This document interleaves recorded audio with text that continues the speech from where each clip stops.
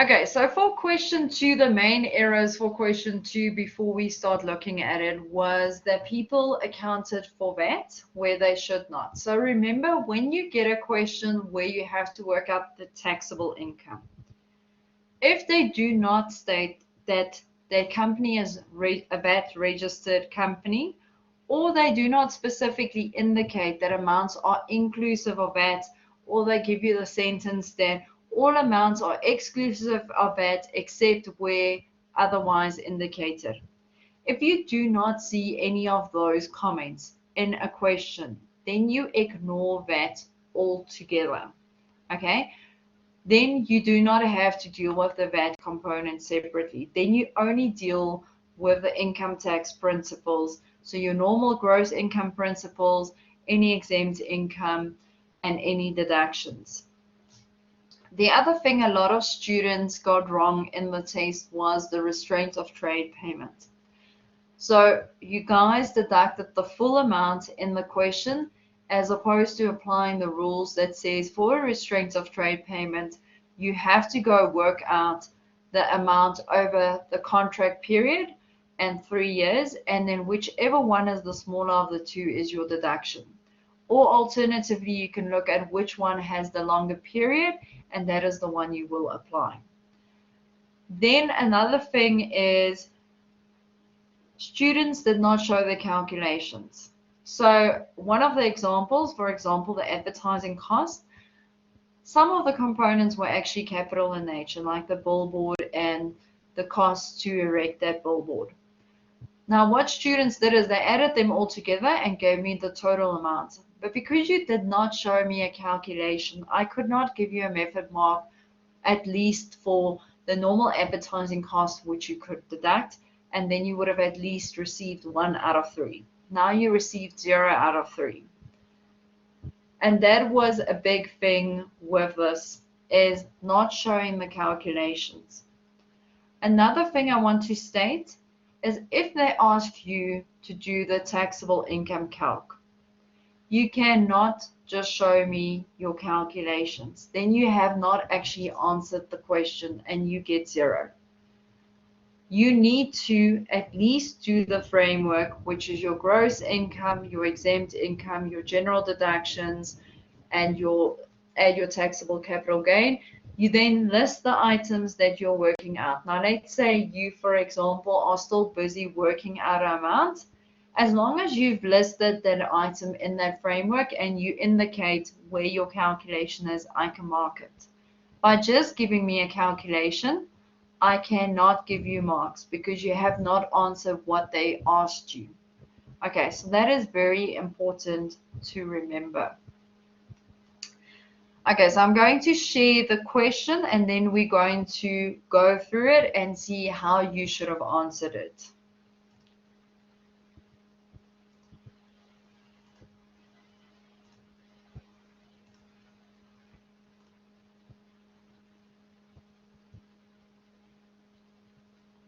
Okay, do all of you see the PDF on your screens?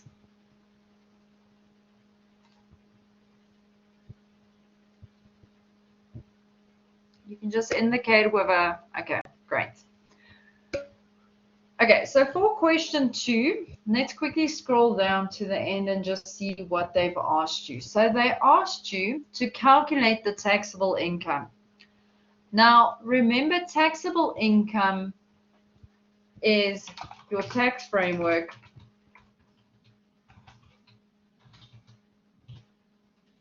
which is your gross income, less exemptions, less your deductions. Now, those deductions include your general deductions as well as any capital allowances that you might have. You did not have capital gains at that stage, so that would equal to your taxable income. Now, what happened is a lot of students then went on and applied tax tables or tax percentages to work out what is the tax liability. Now, I understand a lot of you are including it because you're not always sure, have I actually done enough to get the marks I need? The problem is by working out the tax liability in addition to the taxable income, depending on what table you use. So if you only applied the 28%, that would have been maybe a minute you lost. If you've applied the small business corporations tax table, that might be 2 or 3 minutes. That might be 2 or 3 marks you could have spent or achieved somewhere else that you now have lost, which could mean a pass or fail if you're on the border of that 50%. Okay, so please make sure you read what they ask you. Are they asking for the taxable income or are they asking for your tax payable? If they're asking for the tax payable, then you only apply the tax rates and any prepayments are deducted. Furthermore, they told you to indicate amounts if it's not included as nil, and you had to use the framework. Now, they set it out sort of in the framework, but we didn't penalize you if it wasn't exactly in the framework. If you did not do a taxable income calculation and you've only done the calculations and did not really answer the question, then your answer will not be marked. And then they ask you to round to the nearest rand. Now, most of you actually did that, so that was not an issue. Okay, now let's go through the question and then we'll look at how do you actually answer it. So they told you ABC Pty Limited is a South African company that manufactures and finished products from imported materials. ABC is not a small business corporation. So they told you it's not a small business corporation. So that means it is a normal company. You apply the normal tax rules. You do not have special write-offs for that company. Okay. Then they also told you the tax year. They were nice to you and they told you the tax year runs from 1 March 2020 up to 28 Feb 2021. Okay, so they've indicated the tax year. Then they provided you with a table and some of the items have further notes. So what we did in class, we said if there is no note next to this, you just go enter that information in your tax framework because you receive a mark for each and every item on this thing. If it's got a note, it's generally 2 or 3 marks dealing with that information. So if you're running out of time, start with the easy stuff first that does not have any additional information and go plot that information on your calculation. Those 2 or 3 marks that you can enter before you run out of time could mean a pass or a fail. Okay, so that's what I want you guys to do. I go look where you put it in. I don't care if you don't put it in the correct order according to how the question is stated. I just want you to put it down on your piece of paper so that I can give you the marks. Okay, so that is what we are working towards, is getting as much of the marks in the time you guys have available. Okay, so let's start with the income. Sales, we know, is will fall under gross income. The second one was your rent income received for the lease of a section of office space. So your rent income would have also been included in your gross income. Okay, so these are gross income, the first two. Then a once-off payment received from a lessee for the use of an office space. Now, this is a lease premium.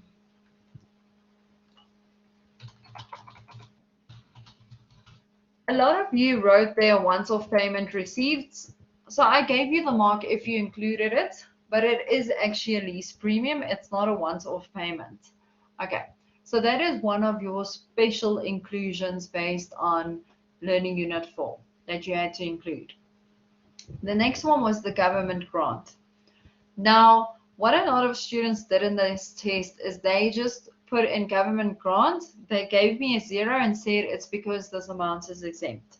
If you did that, I gave you the marks for this test, but technically you need to put the amount under your gross income. You have to include the 5,000 there, and then you take out the 5,000 under your exemptions again, or your exempt income. So you have to include it in 2 places in your calculation to get the marks. So you need to do that in that format in the exam to actually achieve the marks for that. Okay. Then expenditure, your restraints of trade. Now there was additional information for this that stated what was the restraints of trade contract period, and then you had to compare that to your 3-year period, which is the minimum in terms of the law or in terms of the act. Now a lot of students either deducted the full amount or they only applied one of the 2 years. So if you've applied one of the 2, you receive the mark for that calculation, but you lost the mark for the other one. Okay, so we'll have a look at it when we look at the solution now, how you should deal with it. Then purchases.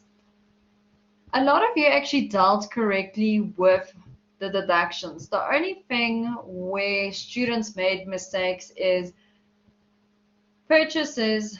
They didn't deduct, they added it and then deducted the rest of the amounts from it. Now remember, when I buy goods or services, specifically goods, it is all the cost that I incur to bring that, especially if it's inventory, bring that inventory to my business, and we state in the condition and to the location that is required for my business. So that includes any handling fees, any importation costs, any delivery fees that you have to incur to get those items to your premises. Those are deductions you are allowed to deduct. So what I did is, if you did the calculation correctly, so technically you receive the mark for deducting the expense. If you did the calculation correctly, but you added an amount instead of subtracting it, I gave you half a mark for the calculation, and then I penalized you for the incorrect application of it. Okay, so we'll have a look at the purchases. If you've added all of the amounts together and you just showed me the total and no calculation, you receive the 0. If you showed me how you got to that total, I gave you the marks. Okay, and then rent paid was straightforward. You deducted the contributions. A lot of students did not actually deduct the contributions. You said it is not allowable. Contributions to your employees are actually deductible. Okay, so penalized mean I didn't negative mark you, I just denied the mark. I didn't give you the full mark for it. Okay, so I didn't deduct marks if you did something incorrect. I just did not give you the full amount of marks that were assigned to it. I should have given you 0 for not applying it correctly, but instead of giving you 0, I gave you half the marks because you did the calculation correctly. You just did not add or subtract it correctly in your calculation that you did. So that's what I did. Does that answer your question?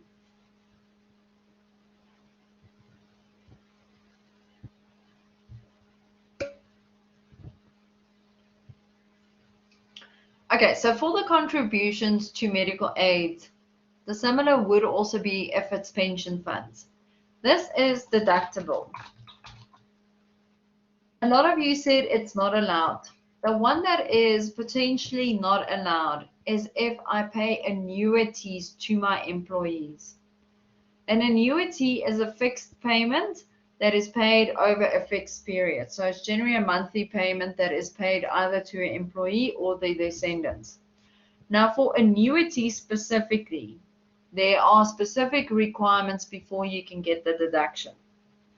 However, medical aid contribution, pension fund contributions, the company can get that deduction because on the employee side, we actually tax it in their hands as a fringe benefit when we calculate their pay-as-you-earn calculation. So that's why the company is allowed to receive the deduction. Okay, then employee salaries paid, that is also just normal deductions. That one you guys got right if you did not run out of time. Then bad debts written off, that was also straightforward. You can deduct it. There was no additional notes that could potentially have meant something else. If they gave you a note there and they've indicated that, for example, a loan to a staff member was written off, that would not be allowed as a deduction because of the fact that that amount was not previously taxed. But because of the fact that there was no additional information, you are allowed to deduct it because you can work on the assumption it's relating to your trade debtors. Then your life insurance paid, that is your key man policies. Your company are allowed to deduct those as well. And then your speeding fine, some of you included it as a deduction. This is prohibited, and that is that list for section 23. So we are not allowed to get a deduction for any fines that we incurred. Okay, now the billboard and advertising. This is where you had to go split the capital and income expenses. Okay, now what a lot of you did is you just gave me the full amount. You did not show me the calculation, and then you lost the marks for that. If you indicated in brackets the different marks, I applied method marks to that amount. Okay, then repairs and manufacturing of buildings. Based on the additional information, that one was deductible. And then for legal fees, based on the information, that would have also been deductible. And then your donation, this is where you have to go do the 10% limit calculation of a subtotal. And this is after you've done, after all your other deductions.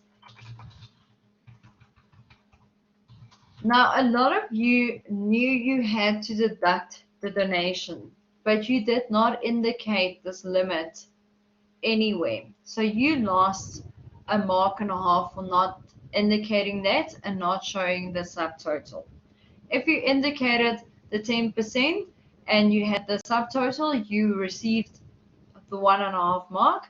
But then some of you knew you had to do the 10% subtotal, and then you deducted that instead of the 10,000, which is the lower of the two amounts. So that is just also something you guys need to remember. Okay, so let's quickly go through the additional information. So note number 1 related to the purchases. So it says after a disciplinary hearing, one of the employees was issued with a restraint of trade for a period of 4 years. Okay, so the restraint of trade period was 4 years, and the company gave him 435,000. Now, what you guys had to do is you had to do the restraint of trade payment over the 4-year period as well as over the 3-year period. And then the smaller of the two amounts would have been the deduction. Now, some of you did the 4 years but did not do the 3 years. If you deducted the 4 years, I gave you the marks because you did the smaller one of the two, but you need to show both of them. Some of you deducted the full amount, which was incorrect. So this is something just to note for the exam when they ask it, that you applied correctly. Number 2, related to the doubtful debts. This one, most of the students did not apply the percentages correctly. So in the question, they told you that the doubtful debts for 2020 was 50,000. 20,000 are in arrears for 60 days and the remainder 420 days. A lot of you applied the full 50% or 50,000 and you applied 40%. Where you were supposed to apply 20% was for at 25%, 20,000 was at 25%, and the remaining was at 40%. Another error that students made with this is they did not add back the prior year. They deducted both the prior year as well as the current year and did not add the prior year back, and then lost the mark for that. And then in 2021, they told you everything is older than 120 days. So that means this whole 87,500 was at 40 days. Now, what a lot of students did is they took this 87 and they deducted the 50,000. They did not apply it to the full amount. Okay, so therefore they lost the marks for that as well. Or alternatively, they took the correct amount but applied the incorrect percentage. So they applied the 25% instead of the 40%. Okay, then number 3 was the billboard.